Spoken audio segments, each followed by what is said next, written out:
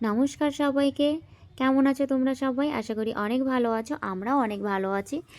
স্বাগতম সবাইকে আমার ভিডিওতে। আজকে না আকাশটা ভারী মেঘলা মেঘলা করেছে। তো মেঘলা মেঘলা করেছে, তার জন্য আবহাওয়াটা খুব সুন্দর লাগছে, আকাশটা খুব ভালো লাগছে। এটা ম্যাগি ছেলের জন্য, ছেলে স্কুলে যাবে।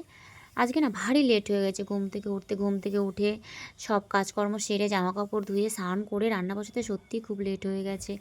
তো হঠাৎ করে ঘড়ির দিকে তাকিয়ে দেখি বাবুর গাড়ি আসতে মাত্র 15 মিনিট বাকি। এখন কি করব?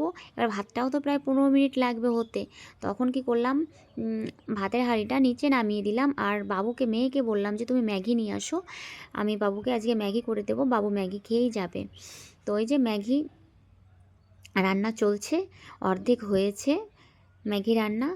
আর ম্যাগিটা থালে নামাবো, বাটিতে নামাবো না। বাটিতে নামাতে গেলে অল্প জায়গার ভিতরে ঠান্ডা হতে সময় লাগবে। থালে ছড়িয়ে দেবো, ঠান্ডা তাড়াতাড়ি করে ঠান্ডা হয়ে যাবে ম্যাগিটা, তাহলে বাবু তাড়াতাড়ি করে খেয়ে নিতে পারবে।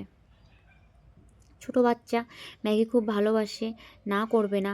আর সব বাচ্চা কাচ্চারাই ম্যাগিটা খুব পছন্দ করে, খুব ভালোবাসে ম্যাগিটা সবাই। মানে আমরা যে এত বড় হয়ে গেছি তবু ম্যাগিটা কত ভালো লাগে, তাই না? আমার কাছে তো ভালো লাগে ম্যাগিটা খেতে।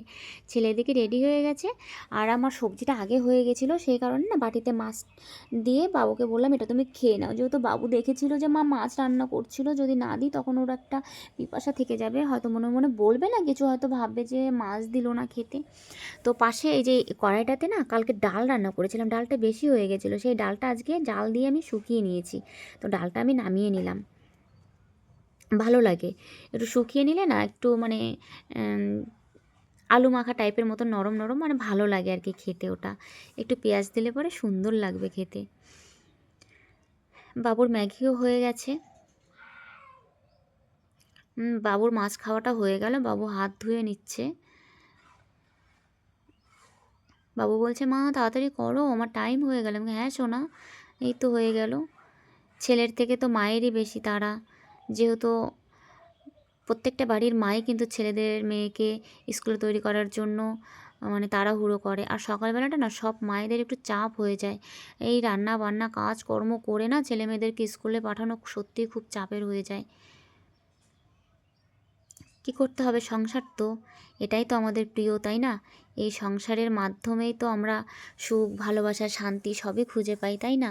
ছেলে মেয়ের মধ্যে সুখ শান্তি ভালোবাসায় ছেলেমেয়েরাই তো মেন ভূমিকা, এদের জন্যই তো সব কিছু। ছেলের ম্যাগি হয়ে গেছে, ফ্যানটা চালিয়ে দিলাম।